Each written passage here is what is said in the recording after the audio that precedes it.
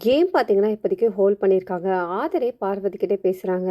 என்னதான் நமக்கு வெளியில வந்துட்டு இந்த கேமுக்காக நம்ம விளையாடினாலுமே, இப்போ ஒரு கேம் விளையாடிட்டு இருக்கோம் இல்லையா? ஸோ, அதில வந்துட்டு நம்மளோட பழைய கோவத்தெல்லாம் நான் திணிக்க மாட்டேன். ஆனா, நீ அப்படிதான் பண்ண. பழைய கோவத்தெல்லாம் வச்சுக்கிட்டு என் பாட்டில ஒண்ணு கூட பார்க்காம, அத அப்படியே ட்ரிகர் பண்ணி தூக்கி போட்ட. அதுக்கு பார்வதி என்ன சொல்றாங்கன்னா, "நீ என்னோட பாயிண்ட்ட நீ நோட் பண்ணிக்கணும்." அதுக்கு இவங்க 2 பேரும் அதே மாத்தி மாத்தி பேசுறாங்க. ஆனா, பார்வதி பொறுத்தவரைக்கும் அவங்க கன்வின்ஸ் ஆன மாதிரி தெரியல. ரம்யா இன்னொன்னு சொல்லிட்டு இருக்காங்க. நாளைக்கு மட்டும் எனக்கு எப்படியாவது கொஞ்சம் பாயிண்ட்ஸ இன்க்ரீஸ் பண்ணி குடுத்துருங்க. ஏன்னா, எனக்கு ஒர்க் பண்ற வொர்க்கர்ஸ் கொஞ்சம் குடுத்துட்டு, உங்களுக்கு அந்த நாமினேஷன் ஃப்ரீ பாஸ சேவ் பண்ற மாரி நான் பண்ணிடுறேன். என்ன எப்படியாவது இந்த கேம்ல ஜெயிக்க வைங்க. இல்லன்னு வச்சுக்கோங்களேன், அது வேற மாதிரி முடிஞ்சிடும். என்னையும் சுபிக்ஷாவையும் டை பண்ணிடாதீங்க. ஏன்னா, சுபிக்ஷா வியானாக்கு தான் குடுக்க போறாங்க. அதுக்கு பார்வதி இவங்க திவாகர் கிட்டயும் சொல்லிட்டு இருக்காங்க.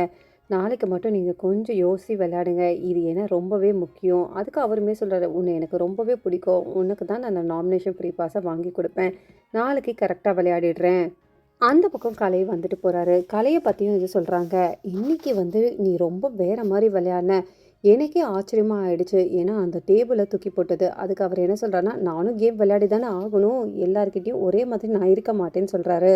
இன்னொரு பிரச்சனை கமருதீனுக்கும் திவாகருக்கும் ரொம்ப நாளா போயிட்டு இருக்கு இல்லையா? அதுவுமே இவங்க சமாதானப்படுத்தி சேர்த்து வைக்கிறாங்க. ஏன்னா, அப்பதான் இவங்க 3 பேரும் சேர்ந்து ஒரு கேங்கா விளையாட முடியுமா?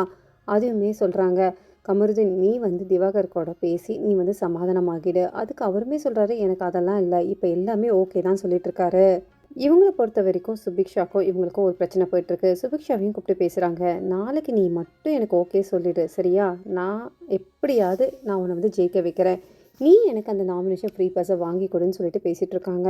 இவங்களும் நாளைக்கு கேம் தானே, நாளைக்கு கேம்ல நான் எப்படியாவது ட்ரை பண்றேன்னு சொல்லிட்டு அவங்களும் சொல்றாங்க.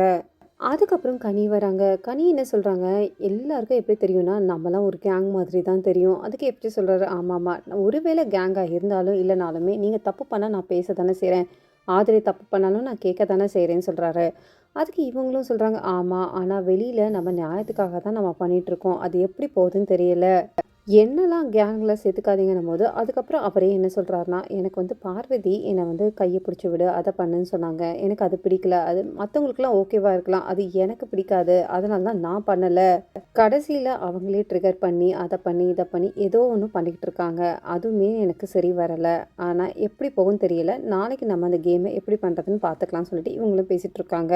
சில பல சூழ்ச்சிய பண்ணி தான் இந்த கேம வின் பண்ணணும். அதுக்காக நான் என்னென்னவோ பண்ணிட்டுருக்கேன்னு சொல்லிட்டு பார்வதி சொல்றாங்க. ஆதிரைக்கும் அதுக்கப்புறம் வினோத்துக்குமே இவங்க தான் ட்ரிகர் பண்ணி விட்டாங்களாம். அது இவங்களுக்கு சாதகமா போச்சுன்னு சொல்லிட்டு அதுவுமே சிரிச்சுட்டு இருக்காங்க. ஸோ நான் எப்படியோ கோல்மெட்டி விட்டேன். அது வெடிச்சிருச்சு. ஆதிரையும் எஃப்ஜேயும் கொஞ்சம் தூண்டுனா போதும். அவங்க அவ்வளோதான் வெடிச்சிடுவாங்க. நீ மட்டும் எனக்கு நாளைக்கு எப்படியாவது ஒத்துக்கோ. இல்லன்னு வச்சுக்கோயேன், அது வேற மாதிரி போயிடும். திவாகருக்கு பொறுத்தவரைக்கும் அவர் என்னன்னா, சரி நாளைக்கு எப்படியாவது இந்த கேம நல்லா விளையாடுறேன். நீ சொல்ற மாதிரி விளையாடுறேன். சுபிக்ஷாக்கு அந்த பாயிண்ட்ஸ் குடுக்காத மாரி பார்க்குறேன். இதில வேற இவங்களுக்கு டவுட்டு. ஒருவேளை ரம்யா வந்துட்டு கோல மாத்திட்டா என்ன பண்றது? அதனால நம்ம சுபிக்ஷாவும் சைட்ல வச்சுக்கலாம்னு சொல்றாங்க. ஸோ ஆக மொத்தம் பார்த்தீங்கன்னா, வீட்டுக்குள்ள 2, 3 கேங்கா போயிட்டுருக்கு. இப்போதைக்கு பார்த்தீங்கன்னா, இந்த வீக்கெண்ட் வைல்ட் கார்டு வருவாங்க. அவங்க வந்ததுக்கு அப்புறமாவது இந்த கேம மாறுமா இல்லையான்றது நமக்கு போக போக தான் தெரியும். ஸோ இந்த டீட்டெயில்ஸ்லாம் பார்க்கறதுக்கு என் சேனல மறக்காம சப்ஸ்கிரைப் பண்ணி சப்போர்ட் பண்ணுங்க.